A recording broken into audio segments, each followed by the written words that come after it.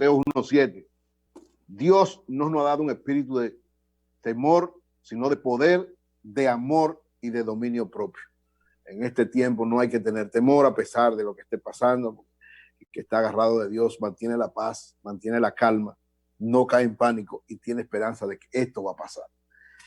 Es importante, lógicamente, respetar las decisiones, las orientaciones de las autoridades, mantener el distanciamiento social, mantener el cuidado, siempre agarrado de Dios, pero tomando las orientaciones y las decisiones que plantean las autoridades y que más convienen a que esto no siga profundizando sus efectos perturbadores y dañinos para cada uno de nosotros. Miren, un brevísimo comentario, porque quiero un comentario de hoy, de poner un comentario de Yuri Rodríguez, que el joven Yuri Enrique Rodríguez, que dio el pasado sábado en El Sol de la Mañana, en El Sol de los Sábados, pero quiero brevemente precisar lo siguiente. Miren, sobre el caso de INAIPI, yo pienso que fue un error de parte del gobierno la forma en cómo manejó esta situación y probablemente el fondo de la propia situación. ¿Por qué un mal manejo de la forma? Porque, lógicamente, el gobierno, ante un incumplimiento de parte del propio gobierno de no incluir en el primer decreto a INAIPI, comete una acción que evidentemente tiene visos de desesperación ante una denuncia irresponsable de un suplidor y un ataque de la oposición en contra de lo que son las compras en este momento de emergencia. Si el gobierno, como muy bien dice Juan López, yo comparto ese criterio, quiso coger como conejillo de indias esta situación como para frenar, y yo creo que cometió un craso error, porque no se puede jugar. O sea, con la honradez, con el cuidado de la gente no puede jugar nadie, porque a ninguno de los que hicieron eso le gustaría que jugaran con su honestidad y con su honradez, que son todos los funcionarios del gobierno que manejaron esta situación. Yo creo que son gente íntegras, honestas, honrados. O sea, Gustavo, Flavio Darío y José Ramón Peralta son gente de mucha honorabilidad y de mucha integridad, pero tienen que mirarse en el espejo. O sea, usted no puede cometer ese tipo de desliz y de error, porque fue un error, evidentemente.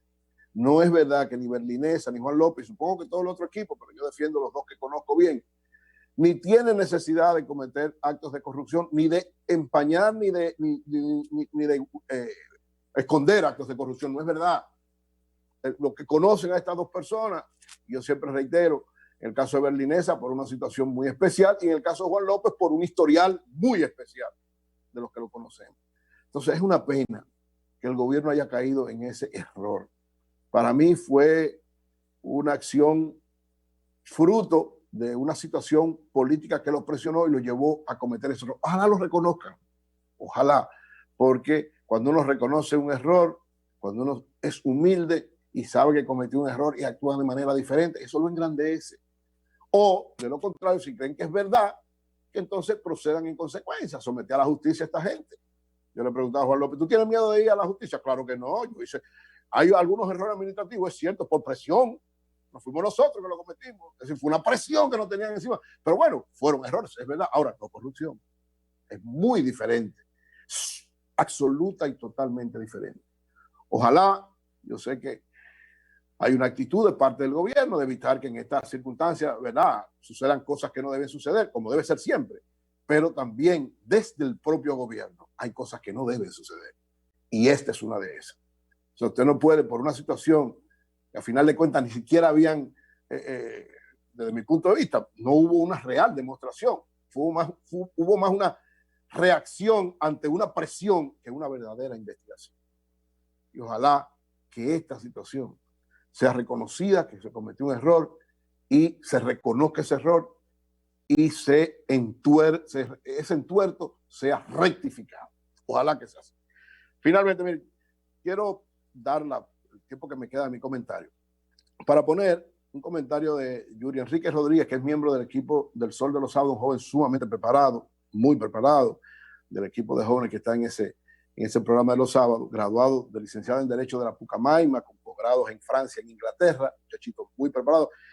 Yuri Enrique fue el joven que estuvo también en la Plaza de la Bandera con letreros del PLD y que luego fue tuvo la valentía de ir al diálogo alternativo que provocaron los que protestaban en la Plaza de la Bandera y defender dignamente la posición que él entiende del Partido de la Liberación Dominicana. Entonces Yuri, que es hijo de Yuri Rodríguez, que es miembro también del equipo de 5 a 7 del Sol de la Mañana, que está en licencia ahora, y por consecuencia, todo el mundo sabe que Yuri, el papá de él, es hermano de Sinaida, mi esposa, y por tanto es mi sobrino y ahijado, un muchachito con un gran futuro político, brillante en términos de análisis. Siempre que uno conversa con él se da cuenta de la capacidad extraordinaria que tiene.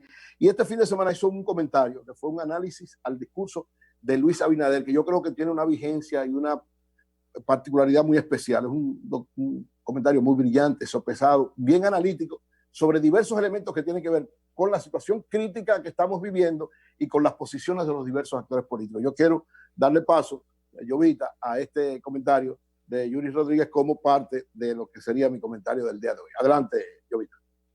Muy buenos días a el Dream Team de la radio, el equipo más plural y diverso, el que marca las pautas de los fines de semana, el equipo más influyente sin duda alguna. Miren, el comentario mío de hoy es un comentario que yo, la verdad, entendía que en tiempos como estos no era ni siquiera necesario hacer, pero me llamo la responsabilidad de hacerlo. Y es que el pasado miércoles 8 del presente mes, el aspirante a la presidencia de la República por el Partido Revolucionario Moderno ofreció un intento de discurso al país, porque lo que parecía más bien era una escena para timar al pueblo dominicano a través de falsedades.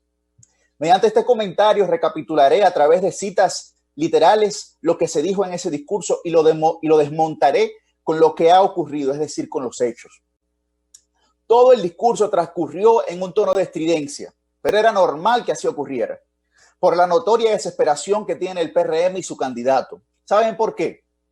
Pues porque son los líderes quienes deben imponer los ritmos de ayudas en momentos de crisis. Y es evidente de quién ha colocado el ritmo en esta lucha ha sido Gonzalo Castillo y no Luis Abinader. Ese a quien acusaban de politiquería es el que hoy a través de su empresa aporta de lo que tiene a diferencia de otros. El señor Luis Abinader dijo en su discurso lo siguiente, cito, ¿cómo vamos a guardar silencio si la ayuda no llega? Cierro la cita. Señores, sin entender que la tentación y el acto son dos cosas distintas, pues el pasado 24 de marzo, usted, señor Abinader, y su partido prometieron 40,000 pruebas rápidas gratis al país y no fue hasta el jueves que llegó la primera partida que constaba de 2,000 pruebas, es decir, el 5% de lo prometido. Y se tuvo que esperar casi 3 semanas para que solo llegara el 5%. Evidentemente, claramente, señor Abinader, la ayuda no llega, pero no llega a la que usted promete y no cumple. Y encima de eso, actores del PRM quisieron decir que el Ministerio de Salud Pública no aceptaba la carta de entrega de las pruebas, pero tuvo que salir Lisette Selman, directora de Relaciones Públicas de Aduana, a desmentir eso. Pues ustedes al jueves, a las 10 de la noche, el PRM ni siquiera había contactado a DHL Courier por donde trajo las pruebas para ir a retirarlas. En ese mismo intento de engaño, el señor Luis Abinader dijo, cito, sería irresponsable no dar una opinión, no aportar soluciones ante una amenaza tan grande, jamás me lo perdonaría, cierro la cita. Pero señor Abinader, si sus opiniones son falsedades, mejor no las diga, pues acto seguido en ese intento de discurso usted estableció, abro la cita, hoy somos el país con la tasa más alta de muertes con relación al número de contagios de toda América Latina. Cierro la cita, pero nada más lejos de la verdad. Parece que no lo están asesorando bien. Y le explico, nuestro país se ha mantenido entre un 4 y un 5% de tasa de mortalidad. En ese sentido, somos superados por Bahamas con un 14%, por Curazao con un 9%, por Honduras con un 8.2%, por Bolivia con un 6.3%, por Jamaica con un 5.4% y sigue la lista. Es decir, nuestro país está en la media positiva de la tasa de mortalidad. Pero luego, en una ocurrencia, porque no se le puede llamar otra cosa, el señor Abinader, reconociendo como héroes a los médicos y enfermeros, dice, abro la cita, ellos que asuman riesgo ante la lentitud de unas autoridades mal preparadas para enfrentar esta anunciada crisis. Y luego dice, nosotros sí tenemos un plan, cierro la cita. Pero fíjese usted, señor Abinader, que lo de adivino no le queda tan lejos, porque parece que, a diferencia de todo el mundo, donde el virus fue algo impredecible e inesperado, parece que usted lo sabía. ¿Y por qué no puso su plan, que todavía nadie lo conoce, a disposición del país? Claro, héroe a posteriori quisiera usted vestirse, ¿verdad? Porque si mi abuelo no estuviese muerto, estuviese vivo. ¿No le parece? Pero peor aún, señores, yéndose a lo más hondo de la mezquindad, dice lo siguiente, abro la cita, y no voy a dejar de luchar hasta que hayamos establecido un sistema de salud fuerte, incluyente y humano, un sistema de salud capaz de evitar que cualquier familia pase lo que ustedes están pasando. Ahora, cierro la cita. A mí me parece muy bien que no deje de luchar, pero debería entonces optar por ser el director general de la Organización Mundial de la Salud para que nos expliques por qué los sistemas de salud de Francia, España, Italia y Estados Unidos, conocidos como referentes mundiales de los sistemas de salud, han colapsado. ¿O será que también ese intento de discurso era dirigido a los ciudadanos de esos países que he mencionado? Además, hablar de eso ante el gobierno que más ha invertido en salud, que más aumentos ha dado a los enfermeros y a los médicos y que más hospitales ha construido, no es más que su apatía y negligencia hacia los hechos. Pero tranquilo, señor Abinader, que sabemos que su indolencia no es en realidad elegida. Luego habla de una instalación del hospital temporal en La Vega y a mí me preocupa la falta de distinción de conceptos entre hospital temporal y carpa, porque parece que la contratación de las carpas fue para simular las patronales de Ocoa o el circo de los hermanos Suárez. Y le explico. Donar un hospital temporal no es donar una carpa vacía para que el gobierno coloque los instrumentos necesarios. Usted lo que está donando es un problema y una excusa para luego decir, en caso de que no se llene con lo que usted quiere, que el gobierno no acepta la ayuda. Pero mejor le explico qué contiene un hospital temporal, como los que han hecho en Nueva York o en Madrid. Deben contar con camas que tengan la posibilidad de tener en cada una de las cabeceras provisión de oxígeno, una unidad de emergencia provista con rayos X, laboratorio, un ecógrafo, que si usted no sabe lo que es, investíguelo, una central de comunicaciones, entre otras cosas. Y claro, recordando que el personal médico también lo colocará el gobierno, aunque el PRM puso a disposición los médicos de sus partidos, aunque tal vez esos médicos, al igual que las pruebas, no han llegado. Casi al final de su adefesio, habló sobre una cumbre de liderazgo para tratar la emergencia sanitaria. Y es verdad, el diálogo es fundamental, pero debe estar abierto por ambas partes para que sirva de algo. Una conversación donde una de las partes intenta imponer su voluntad solo sirve para separar. Y lamentablemente todo lo que el gobierno u otros actores hacen, si no está conforme a lo que el PRM ha planteado, entonces no está bien. Señores, ¿y ustedes saben por qué? Porque todo lo que no se parece a ellos, es decir, al PRM, les parece un error y hacen todo lo posible por corregirlo a su manera.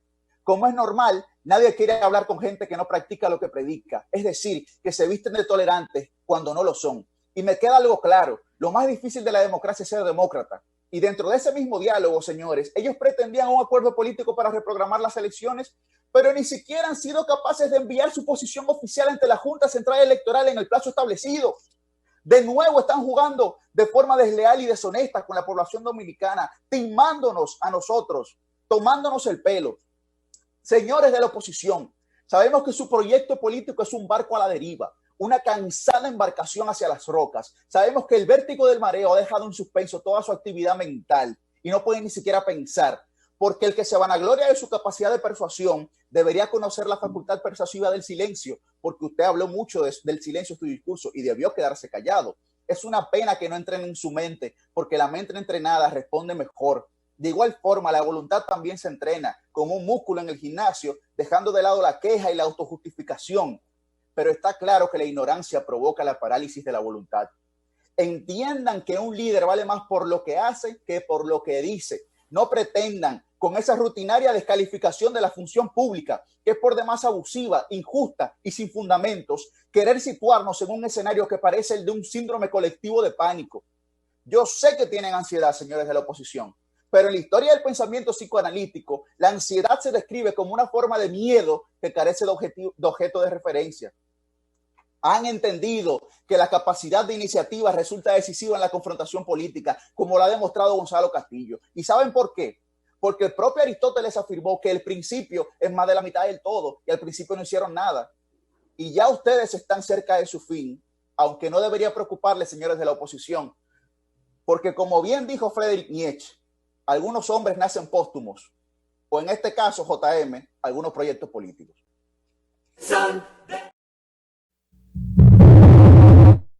Bueno, señores, continuamos inmediatamente con los comentarios en el Sol de la Mañana. Vamos inmediatamente con